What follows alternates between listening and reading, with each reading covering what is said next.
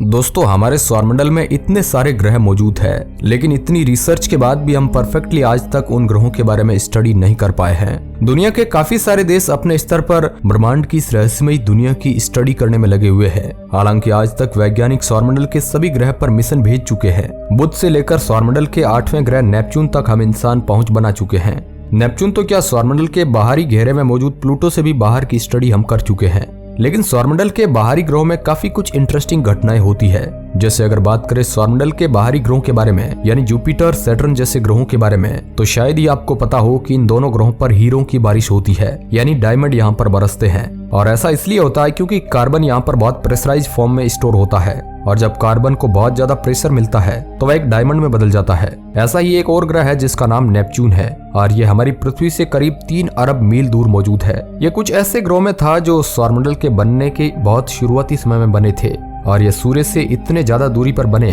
कि ये काफी ज्यादा ठंडे हो गए, और इसलिए अब तक इन्हें आइस जायंट कहा जाता है, यानी ऐसे विशाल ग्रह जो पूरी तरह से बर्फ से ही बने हुए हैं। आज हम आपको नासा के द्वारा ली गई कुछ तस्वीरों को दिखाएंगे जो नेपच्यून के इंटरेस्टिंग पार्ट को हमारे सामने लाकर रख देती है।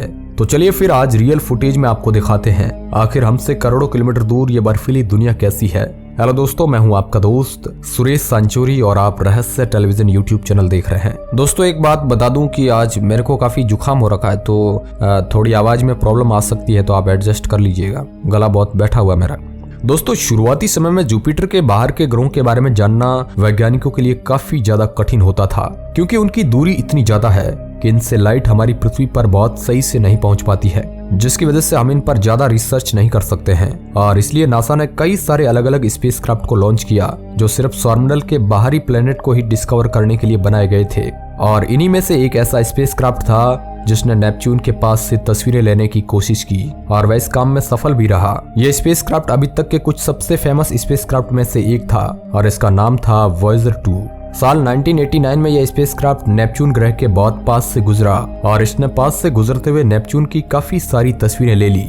और इस अंतरिक्ष मुसाफिर ने काफी कुछ इस ग्रह के बारे में पता लगाया। ये पहली बार था जब किसी स्पेसक्राफ्ट ने इतने दूर के ग्रह की इतनी अच्छी और क्लियर तस्वीरें ली थी, और वैज्ञानिक भी इसे देखने को काफी ज्यादा उत्सुक थे, क्योंकि इन ग्रहों के बारे में जानने के लिए वैज्ञानिकों ने पहले से ही काफी ज्यादा मेहनत की थी। गैलीलियो गैलीली जैसे महान लोग करीब 300-400 सालों पहले ही इन सब कामों पर रिसर्च करने की कोशिश कर रहे थे। लेकिन दोस्तों, ये ग्रह हमारे सौरमंडल के कुछ सबसे विशाल ग्रहों में से एक है, और ये काफी ज्यादा ठंडा है। और इसके अंदर का डायमीटर, यानी कि अगर हम इसके अंदर जाए और फिर इसके एक एंड से दूसरे एंड तक की लंबाई को नापे, तो ये करीब 30,000 मील है। ये ग्रह हल्का सा नीले रंग का है, बिल्कुल इसके पार्टनर यूरेनस ग्रह की तरह। नेपच्यून ग्रह ठंडा जरूर है, और यहाँ पर बर्फ भी बहुत भारी मात्रा में मौजूद है, लेकिन इस बर्फ को आप पानी से बनने वाली बर्फ से मत कंपेयर करिएगा, क्योंकि यहाँ पर मौजूद बर्फ काफी सारे वोलेंटाइल केमिकल कंपाउंड से बनी हुई है, यानी ऐसे केमिकल कंपाउंड्स जो काफी जल्दी आग पकड़ लेते हैं, जैसे पेट्रोल। लेकिन ये पेट्रोल से नहीं बना हुआ है, बल्कि इसका upper atmosphere hydrogen, helium, methane, ethane जैसी गैस से बना हुआ है, जो काफी जल्दी आग को पकड़ लेती है। ये गैसेज जितनी जल्दी गर्म हो जाती है उतनी ही जल्दी ये ठंडी भी होती है, जिसकी वजह से यहाँ काफी ज्यादा ठंडी है। अब आपको ये भी कंफ्यूजन हो सकता है कि यहाँ पर बर्फ बिल्कुल हमारे घर में जमने वाली बर्फ के जैसी हो, लेकिन मैं आपको बता दूं कि ये बर्फ असल में बर्फ के जैसी नहीं होती है, बल्कि ये एक ऐसा मैटर का स्टेट होता है जो गैस और लिक्विड के बीच में होता है, जिसे आप सॉलिड नहीं कह सकते हैं। आप इसे ठंडे प्लाज्मा के रूप में जान सकते हैं, लेकिन ये ठंडे प्लाज्मा से काफी ज्यादा डेंस होता है, और ये काफी ज्यादा ठंडा भी होता है, जिसकी वजह से इन ग्रहों पर आने वाले तूफान काफी ज्यादा डरावने होते हैं। आपको पता होगा कि इस ग्रह का रंग नीला है, और इसलिए इसे एक रोमन गॉड के नाम पर रखा गया था, जिन्हें पानी का देवता भी कहा जाता है, और इसलिए इस ग्रह का नाम नेपच्यून है। अब तक की इन्फॉर्मेशन से आप समझ ही गए होंगे कि इस ग्रह पर पानी नहीं है, जिसका मतलब ये हुआ कि ये ग्रह पानी की वजह से नीला नहीं है, बल्कि इसके नीले होने का कारण कुछ और ही है, और वह कारण है मीथेन गैस का प्रेजेंट होना। दरअसल मीथेन गैस भी कार्बन डाइऑक्साइड की तरह एक कार्बन से बनने वाली गैस है, और ये काफी ज्यादा कंपोस्टेबल होती है, यानी ये बहुत तेजी से आग को पकड़ती है। सौरमंडल के बाहरी ग्रहों में यह गैस काफी ज्यादा पाई जाती है, जैसे कि एग्जाम्पल ले तो सैटर्न और जुपिटर जैसे ग्रहों का। सिर्फ इतना ही नहीं, इनके चांद पर भी यह गैस काफी ज्यादा मात्रा में मौजूद होती है। जैसे टाइटन नाम के चांद पर मीथेन की बहुत लंबी लंबी नदियां और बहुत बड़ी बड़ी झीलें भी मौजूद है, लेकिन ये हमारे सूर्य से काफी ज्यादा दूरी पर मौजूद है, और इसी वजह से इसे सूर्य का एक चक्कर लगाने में करीब 165 सालों का समय लगता है, यानी इसका एक साल हमारी पृथ्वी के 165 सालों के बराबर होता है। ये ग्रह थोड़ा सा हल्का है और इसका मास काफी ज्यादा कम है, जिसकी वजह से इसे अपने एक्सिस पर रोटेट करने में मात्र 16 घंटे का समय लगता है। इसकी वजह से इसके दिन और रात काफी ज्यादा छोटे होते हैं, लेकिन यहाँ पर दिन और रात का इतना ज्यादा अंतर नहीं पता चलता है क्योंकि ये सूर्य से काफी ज्यादा दूरी पर मौजूद है। दोस्तों, नासा के स्पेसक्राफ्ट ने नेपच्यून की ये पूरी फोटो दी थी और ये एक ही फ्रेम में फोटो स्टार्ट है, जिसकी वजह से वैज्ञानिक इसे हमारे सौरमंडल में मौजूद कुछ सबसे खूबसूरत चीजों में से एक रखते हैं। आप इस फोटो को अपनी स्क्रीन पर भी देख सकते हैं। हमारे ब्रह्मांड में नीले रंग का मिलना काफी ज्यादा कठिन बात है, जिसकी वजह से ये ग्रह और भी ज्यादा यूनिक और खूबसूरत बन जाता है। ये नीला रंग इस पर मौजूद अलग अलग तरह के बादलों की वजह से मिला है। इसमें सबसे ज्यादा बादल मीथेन गैस के ही बने हुए हैं और जब मीथेन गैस पर सूर्य की लाइट पड़ती है तो वह कुछ नीले रंग की दिखाई देने लगती है, और जब ये मीथेन गैस काफी भारी मात्रा में होती है तो ये नेपच्यून के जैसे सरफेस को फॉर्म कर देती है, जिसकी वजह से ये पूरा नीला ही नीला दिखाई देने लगता है और इतना ज्यादा खूबसूरत बन जाता है। आप इस बात को अपने केमिस्ट्री लैब के एक्सपेरिमेंट पीरियड में भी कर सकते हैं। Neptune clouds in detail.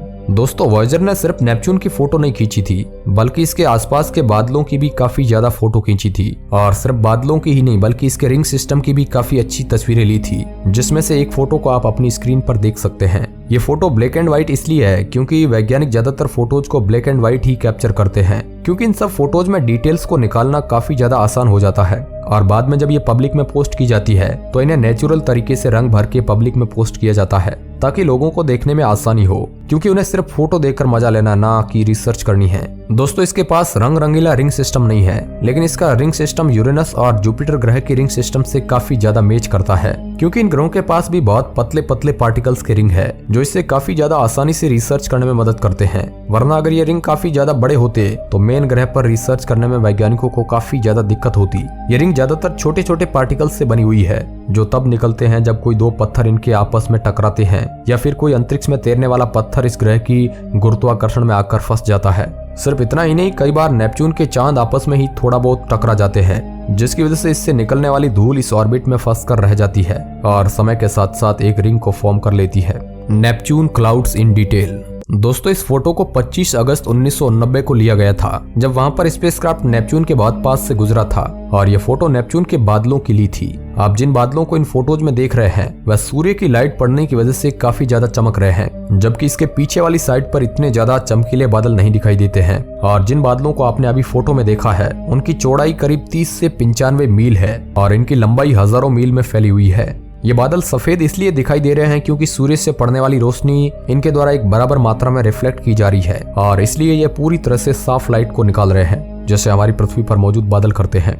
Great dark spot. ऐसा जरूर देखा जाता है कि हर ग्रह पर एक ना एक कोई ऐसा स्पॉट जरूर मौजूद होता है जो उस ग्रह की एक अलग ही कहानी को बताता है। कुछ ऐसा ही स्पॉट बृहस्पति ग्रह पर भी मौजूद है, जिसे द ग्रेट रेड स्पॉट कहा जाता है, और ऐसा ही स्पॉट नेपच्यून ग्रह पर भी मौजूद है। इसे द ग्रेट डार्क स्पॉट के नाम से जाना जाता है। पहले वैज्ञानिक ऐसा मानते थे कि यह एक बहुत ही ज्यादा मोटा क्लाउड है जो सूर्य की रोशनी को पास नहीं आने देता है, जिसकी वजह से ये काले रंग का दिखाई देता है। लेकिन बाद में जब इसके पास से रिसर्च की गई तो वैज्ञानिकों को यह पता चला कि असल में ये कोई बादल नहीं है, बल्कि बादलों के द्वारा बनाया गया एक होल है, और ये होल दरअसल एक साइक्लोन है, यानी एक तूफान है जो नेपच्यून ग्रह पर चल रहा है।